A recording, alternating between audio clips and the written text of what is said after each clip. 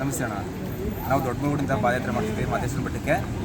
ಸುಮಾರು ಒಂದು 10-11 ವರ್ಷದಿಂದ ಪಾದಯಾತ್ರೆ ಮಾಡ್ತಾನೆ ಇದ್ದೀವಿ.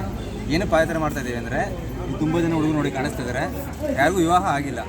ಅದಕ್ಕೋಸ್ಕರ ಮಾದೇಶ್ವರ ಮಾದಪ್ಪನ ಅನುಗ್ರಹದಿಂದ ವಿವಾಹ ಆಗಲಿ ಅನ್ನೋ ಕಾರಣಕ್ಕೋಸ್ಕರ ಪಾದಯಾತ್ರೆ ಮಾಡ್ತಾ ಇದ್ದೀವಿ ಅಣ್ಣ ನಾವು. ಸುಮಾರು ನಾವು 11 ವರ್ಷದಿಂದ ಪಾದಯಾತ್ರೆ ಮಾಡ್ತಾ ಇದ್ದೀವಿ. ಈ ಪಾದಯಾತ್ರೆ ಶುರು ಮಾಡಿದಾಗ ಒಂದು 10ರಿಂದ 20 ಜನ ಸ್ಟಾರ್ಟ್ ಮಾಡಿದ್ದು. ಇದ್ರ ಉದ್ದೇಶ ಬಂದು ರೈತರ ಮಕ್ಕಳಿಗೆ ಯಾರೂ ಹೆಣ್ಣು ಕೊಡ್ತಾ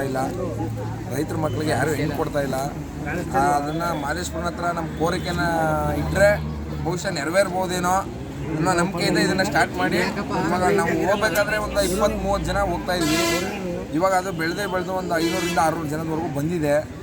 ಆದರೂ ನಮ್ಮ ಕೋರಿಕೆ ಬೆರಳೆಣಿಕೆಯಷ್ಟು ಮಾತ್ರ ನೆರವೇರಿದೆ, ಇನ್ನು ಪೂರ್ತಿ ನೆರವೇರ್ತಾ ಇಲ್ಲ. ವರ್ಷ ಮದುವೆ ಆಗದಿರೋರ ಸಂಖ್ಯೆ ಜಾಸ್ತಿ ಆಗ್ತಾಯಿದೆ ಹೊರತು ಮದುವೆ ಆಗಿರೋರ ಸಂಖ್ಯೆ ಕಡಿಮೆ ಆಗ್ತಾ ಇಲ್ಲ. ಹಾಗಾಗಿ ಮಾದೇಶ್ವರನ ಹತ್ರ ಬೇಡ್ಕೊತಾ ಇದ್ದೀವಿ, ರೈತರ ಮಕ್ಕಳಿಗೆ ಹೆಣ್ಣು ಕೊಡಲಿ, ಹೆಣ್ಣು ಸಿಗಲಿ ಅನ್ನೋ ಒಂದು ಉದ್ದೇಶದಿಂದ ನಾವು ಈ ಪಾದಯಾತ್ರೆ ಸ್ಟಾರ್ಟ್ ಮಾಡಿದ್ದೀವಿ ಸರ್. ಟೋಟಲ್ ಎಷ್ಟು ಜನ ಬೈದ್ರಿ ನೀವು? ನಾವೊಂದು 400ರಿಂದ 500 ಜನ ಇದ್ದೀವಿ ಸರ್.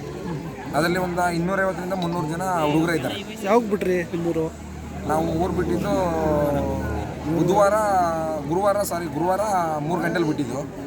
ನಾವು ಬೆಟ್ಟ ಹೋಗಿ ತಲುಪೋದು ಭಾನುವಾರ ಮಧ್ಯಾಹ್ನ ಆಗುತ್ತೆ ಸರ್. ನಾವು ಸನ್ಮಾನ್ಯ ಶ್ರೀ ಮುಖ್ಯಮಂತ್ರಿ ಸಿದ್ದರಾಮಯ್ಯ ನಾವು ಕೇಳಿ ಬೇಡ್ಕೋದಿಲ್ಲ.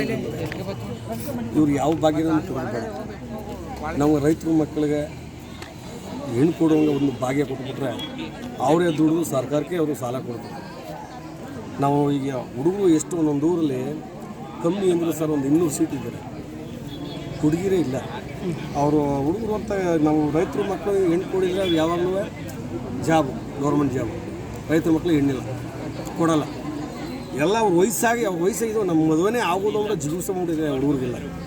ನಾವು ಏನೋ ಮಾದಪ್ಪನ ಬೇಡ್ಕೊಂಡು ನಾವು ವರ್ಷ ಕರ್ಕೊಂಡು ಒಂದು 3-4 ಜನಕ್ಕೆ ಆಗುತ್ತೆ, ಆಯ್ತಾದ್ರೆ ಮಾದಪ್ಪನ ದಯದಿಂದ ಅಂತ ನಾವು ಅರ್ಕೆ ಕಟ್ಕೊಂಡು ನಾವು ಎಲ್ಲರೂ ಕರ್ಕೊಂಡು ನಾವು ಪರಿಚಯ ಮಾಡ್ತೇವೆ.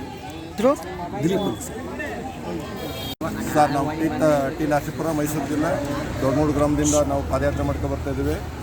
ರೈತರ ಮಕ್ಕಳಿಗೆ ಹೆಣ್ಣು ಕೊಡ್ತಾಯಿಲ್ಲ. ಯಾತ್ರಿಂದ ಅಂತಂದರೆ ನಾವೇನೋ ಅವ್ರ ಹತ್ರ ಚಿನ್ನ ಕೇಳ್ತಾಯಿಲ್ಲ, ಅವ್ರ ಆಸ್ತಿ ಕೇಳ್ತಾಯಿಲ್ಲ, ಸಂಪಾದನೆ ಮಾಡಿರೋದ ಏನೋ ಅವ್ರ ಮನೆ ಹೆಣ್ಮಗಳು ಕೇಳ್ತಾಯಿದ್ದೀವಿ. ರೈತರ ಮಕ್ಕಳು ಕೊಟ್ಟರೆ ನಾವು ನಮ್ಮ ತಂದೆ ತಾಯಿ ಹೆಂಗೆ ನೋಡ್ಕೊತೀವಿ ಅವ್ರನ್ನ ಹಂಗೆ ನೋಡ್ಕೊಂಡು ನಾವು ಸಾಕ್ತೀವಿ ಸರ್. ಹೆಸರು ಸಂತೋಷ್.